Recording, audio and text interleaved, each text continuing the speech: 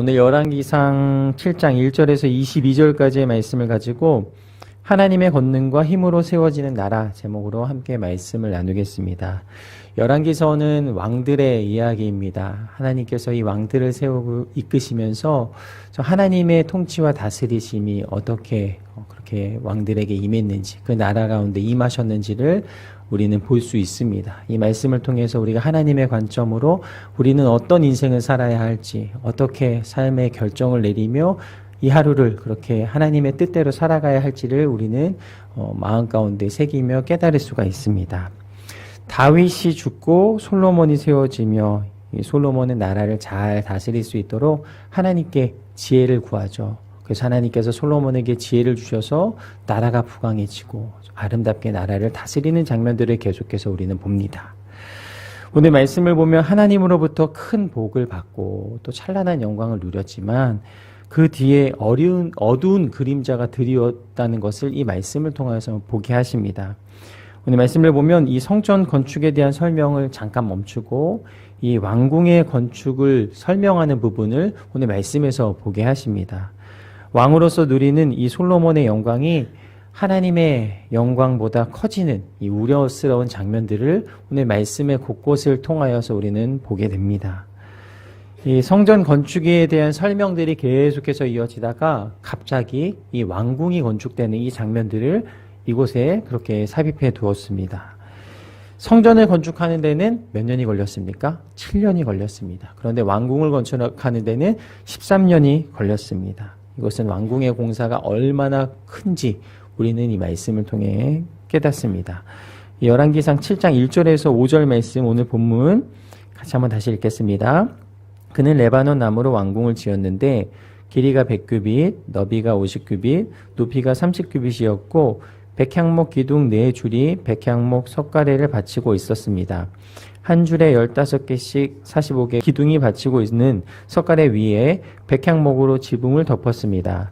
창문은 3줄로 서로 마주보게 달았습니다. 모든 문과 문설주는 사각형으로 만들었고 창문들은 서로 마주보게 3줄로 달았습니다. 이 왕궁의 높이는 성전과 같이 30규빗이었습니다. 너비는 100 곱하기 50규빗으로 60 곱하기 20, 이 규빗인 성전에 비해서 4배 이상 넓게 지어졌습니다. 이렇게 넓은 실내를 만들기 위해서는 이 백향목의 기둥이 15개씩 4줄, 60개가 세워졌어요. 그리고 들보는 15개씩 3줄, 45개가 올라갔습니다. 이렇게 계속해서 이 숫자를 우리에게 말씀하시는 것은 이렇게 거대하게 지어졌다, 2배 이상으로 지어졌다라는 것을 이 말씀을 통해서 우리에게 보여주고 계십니다. 4절에서 5절 말씀을 보면 이 창문과 또 문과 문설주 모양이 나오는데요.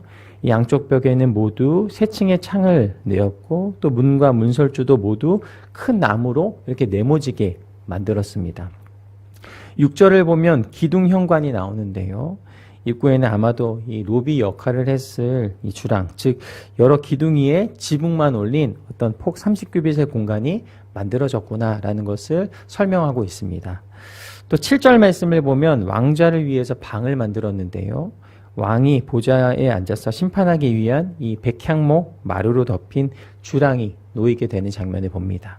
또 8절을 보면 이 왕의 거주 공간을 만들었는데요.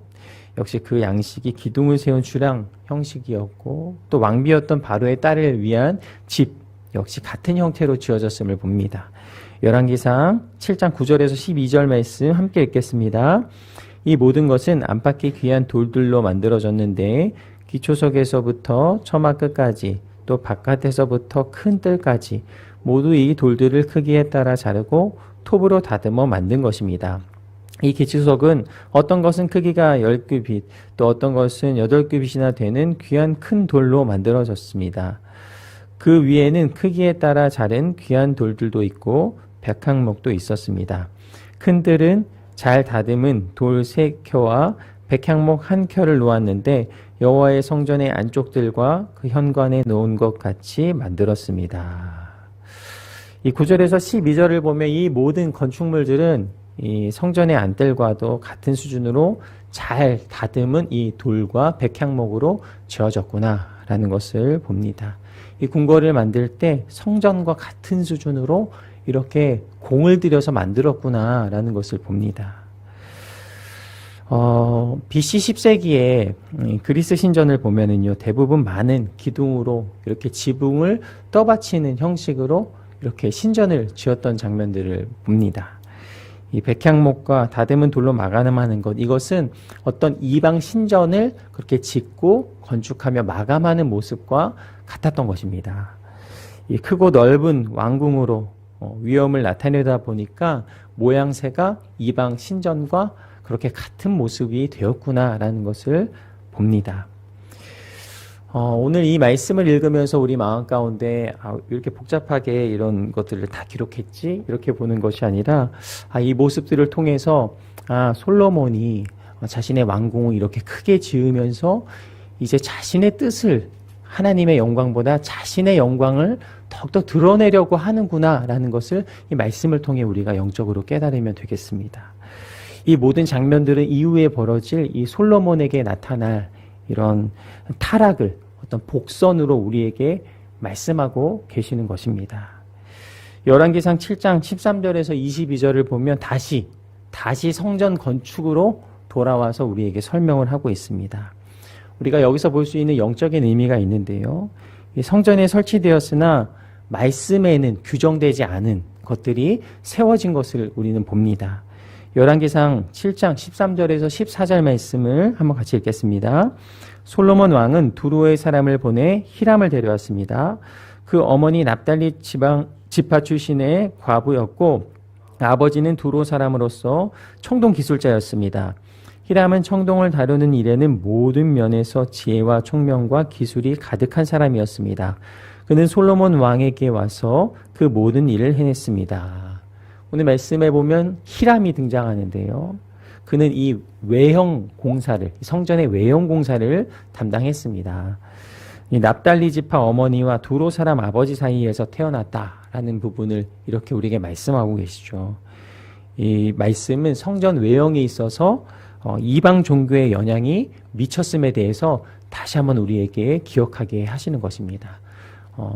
궁전 역시 이 외방을 이 보이는 부분을 화려하게 하여서 솔로몬이 자신의 영광을 드러내려 했고 또 그 영향력이 오늘 성전을 지을 때에도 이렇게 동일하게 나타났다라는 것입니다. 이방 사람이 그렇게 들어와서 성전 외형에 이방 종교의 영향력을 미치게 하였다라는 것을 말씀을 통해 봅니다. 마지막 21절 말씀을 보면 이렇게 말씀하십니다. 그는 성전의 현관에 이 두 기둥을 세우고 오른쪽 기둥은 이름을 야긴이라고 하고 왼쪽 기둥은 이름을 보아스라고 했습니다. 이 히람은 야긴과 보아스 두 롯기둥을 세웁니다. 율법에 기록된 성막 양식으로서는 어떤 크기만 2배씩 그렇게 키워주면 성전 이 외곽상 그냥 그저 커다란 직육면체로 보이는데요. 이 솔로몬이 히람을 시켜서 조금 다르게 이 모양을 다르게 만들게 한 것입니다. 하나님께서 주신 그 약속대로 지은 것이 아니라 이 솔로몬이 이 외형적으로 더 보이기 위하여서 두 기둥을 세웠다라는 것입니다.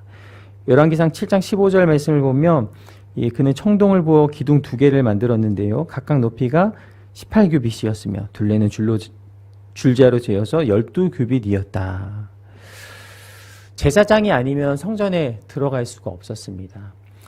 그래서 거대한 기둥을 세워서 일반인들도 이 놋기둥을 보면서 이 거대함과 아름다움에 감탄하게 만든 것입니다.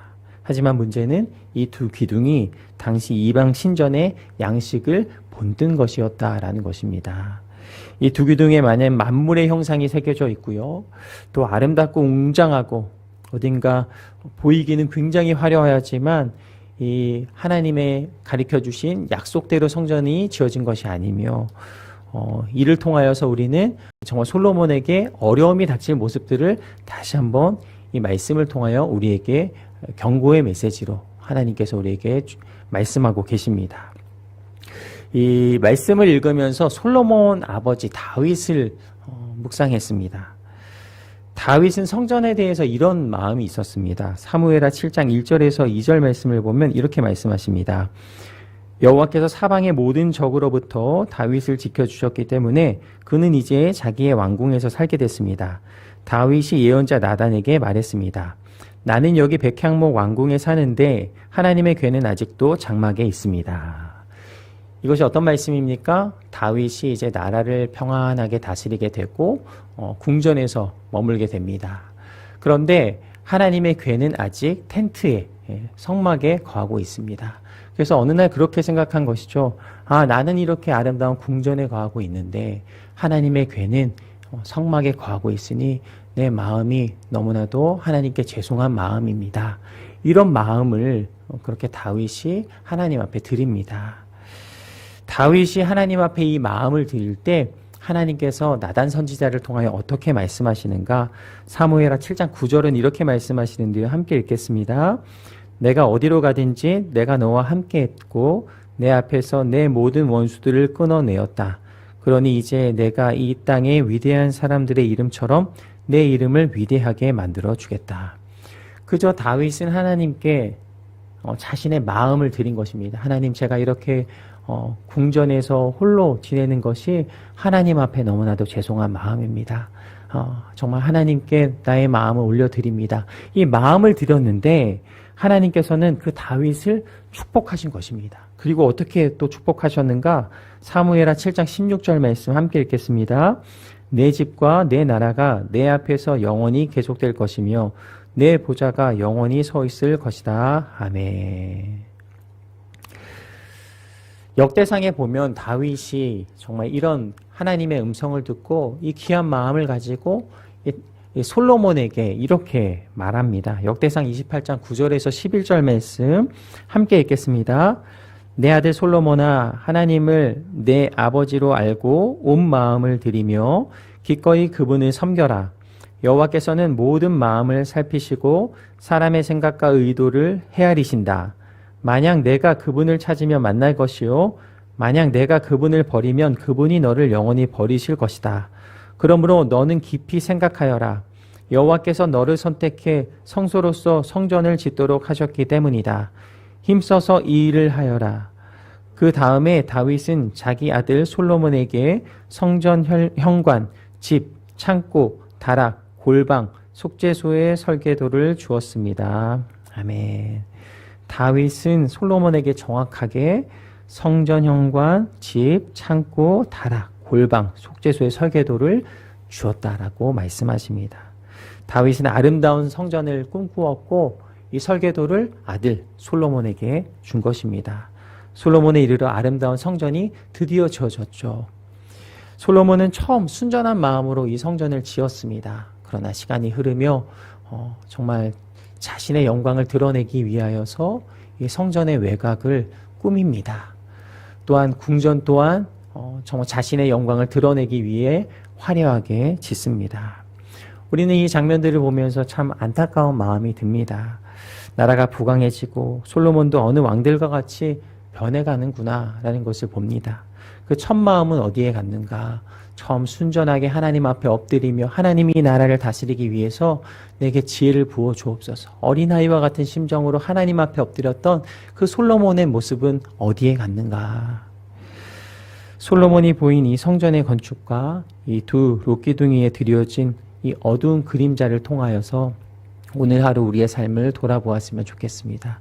하나님께서 복을 주실 때 그 복이 진짜 나에게 복이 될 수 있도록 하나님 이 하루도 정말 주님 앞에 엎드리며 하나님께서 주신 첫 마음이 무엇인가? 내가 처음 엎드렸던 그 순간 드렸던 기도는 무엇이었는가? 다시 한번 돌아보며 하나님 앞에 이 말씀을 묵상하며 나아가는 저와 여러분의 모든 삶이 되기를 간절히 소망합니다.